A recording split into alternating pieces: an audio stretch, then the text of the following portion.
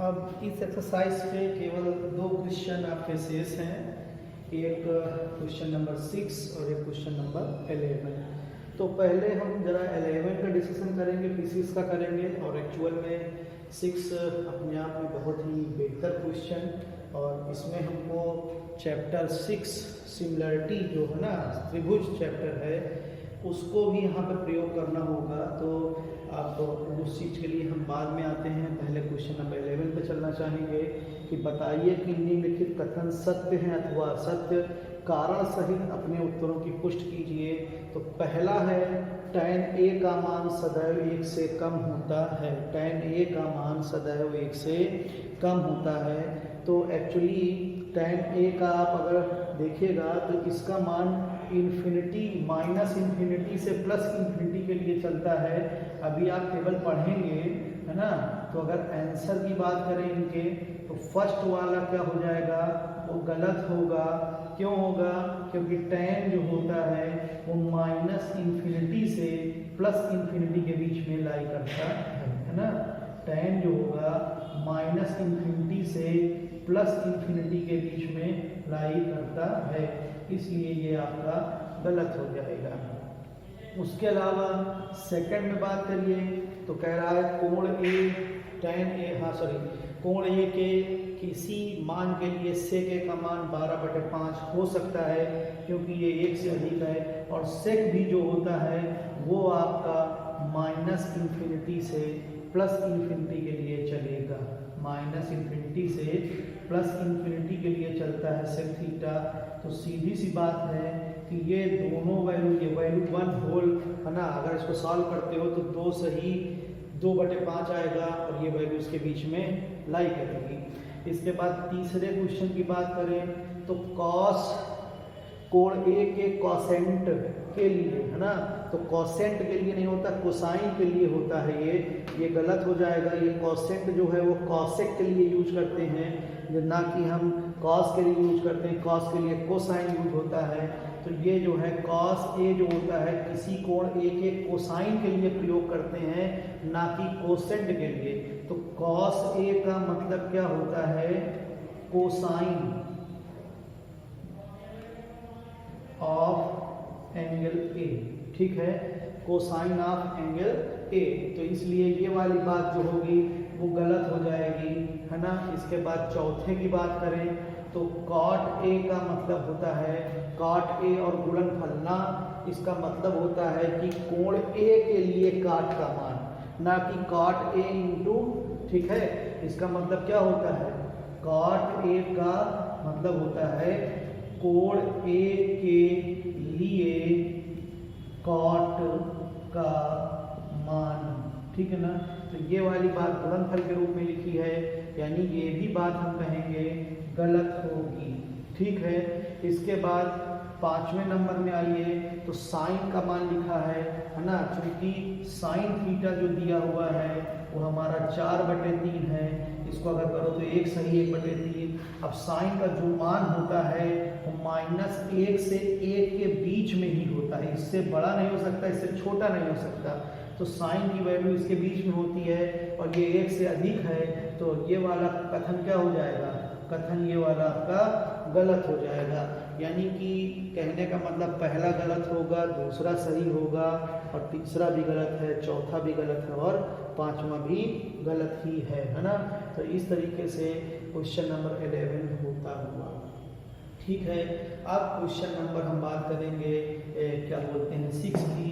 तो 6 पे आप ध्यान दीजिएगा, ठीक है ना। 6 के लिए चलेंगे और 6 बहुत ही अच्छा क्वेश्चन है अपने आप में। एक्चुअली यहाँ पे कोई ऐसा बात नहीं लिखा हुआ कि यहाँ पे एक त्रिभुज का इस्तेमाल कहा गया है कि कोण ए व कोण बी जो है त्रिभुज ABC के न्यून कोण हैं। तो हम यहाँ पर एक त्रिभुज ना लेंगे, 2 त्रिभुज लेंगे, जिसमें एक में कोण ए रखेंगे, एक में कोण बी रखेंगे। अगर इसको सॉल्व करने की बात आएगी तो हम ये ले लेंगे कि, है ना, कि मान लिया, माना त्रिभुज APQ व त्रिभुज BUV, ठीक है, 2 समकोण त्रिभुज, 2 समकोण त्रिभुज हैं, जिसमें P बराबर 90 अंश हुआ कोण U बराबर 90 अंश, है ना, इतना है। तथा cos A equal to cos B, cos A equal to cos B, इतनी बात हम ले लेंगे कि दो त्रिभुज हैं, एक APQ है और दूसरा आपका यहाँ बना लीजिए आप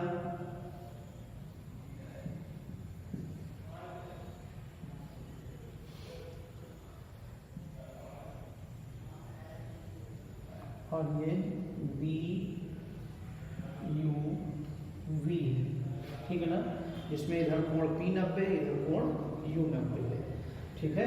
इतना और ले लिए कि cos A equal to cos B है, तो चूंकि cos A equal to cos B, ठीक है, cos A equal to cos B, इसका मतलब cos A क्या होता है, आप जानते हो, आधार बटे कर्ण, तो आधार की बात करिए यहाँ पे AP होगा और कर्ण की बात करिए तो यहाँ पर AQ होगा, तो इसको हम ये लिख सकते हैं कि AP बटे AQ, और इस वाले में आओगे तो BU अपान B भी लिखा जा सकता है, आधार हमारा BU होगा और हमारा ये जो है BB होगा, तो this will be BU upon BB।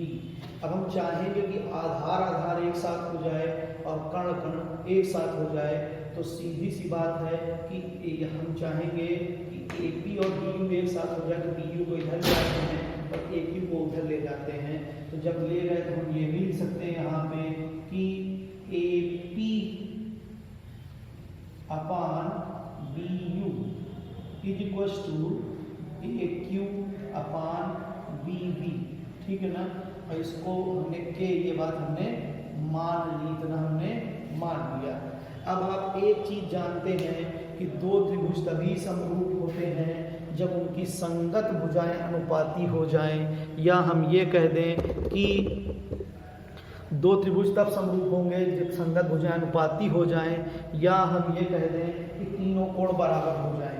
तो यहाँ पर फिलहाल दो भुजाओं का अनुपात दिया है ना, आधार आधार का अनुपात और कर्ण कर्ण का अनुपात है, कहीं से लंब लंब का अनुपात निकाल लें और वो भी के इक्वल आ जाए, तो इस कंडीशन पर तीनों भुजाओं का अनुपात जो है वो समान हो जाएगा, तो दोनों त्रिभुज समरूप हो जाएंगे, और जब त्रिभुज समरूप हो जाया करते हैं तो उनके संगत अंग, ठीक है, समरूप हो जाते हैं, तो इस कंडीशन में जो संगत कोण होते हैं वो आपस में बराबर हो जाते हैं। तो हमारा यहाँ पे आधार आधार का अनुपात और कर्ण कर्ण का अनुपात दिया है, हम लंब लंब का अनुपात निकालना चाहते हैं, तो एक बार आए हम लिखा पुनः PQ अपान UV लिख रहे हैं, तो PQ आप जानते हो लंब बराबर होता है कर्ण स्क्वायर माइनस आधार स्क्वायर, रूट लगा के लिख सकते हो अंडर रूट कर्ण वर्ग माइनस आधार वर्ग, तो कर्ण हमारा हो गया AQ square minus AP square, इस वाले में भी आओगे तो यहाँ पर आ जाएगा हमारा, ठीक है, BB स्क्वायर और माइनस BU स्क्वायर। अब आप समझिए AP की वैल्यू KBU हो जाएगी, समीकरण एक जो ये देख रहे हो ये वाला है ना, इस बात को जो आपने माना है, तो यहाँ पे आप देखें AP वैल्यू KBU हो जाएगा, ये उधर चला जाएगा और यहाँ पे KBB हो जाएगा, तो PQ upon UV as it is जैसे था वैसे लिखा रहा, और हमने AQ की जगह लिख दिया KBU, ठीक है ना, AQ की वैल्यू सॉरी KBB, तो ये हो जाएगा KBB का होल स्क्वायर और माइनस KBU का होल स्क्वायर, ठीक है ना, ये इतनी बात आएगी। अब नीचे जैसे लिखा था वैसे ही लिखा रहेगा, यानी कि BB square minus BU square, ये बात हमारी जो है वो समीकरण एक से आई है ना।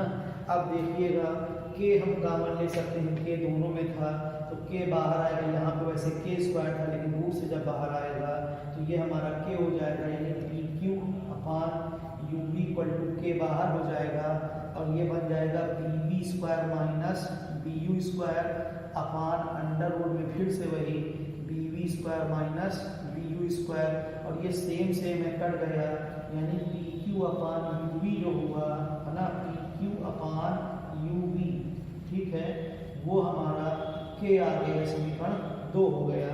अब हम समीकरण 1 और 2 की अगर तुलना करें तो हम लिख सकते हैं समीकरण 1 व 2 से, तो क्या आ जाएगा, AP upon AQ is equal to BU upon BV is equal to PQ upon UV is equal to K, है ना।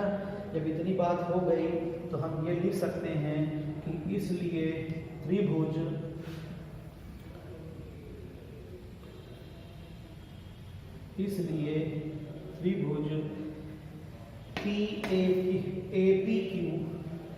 APQ समरूप त्रिभुज BUV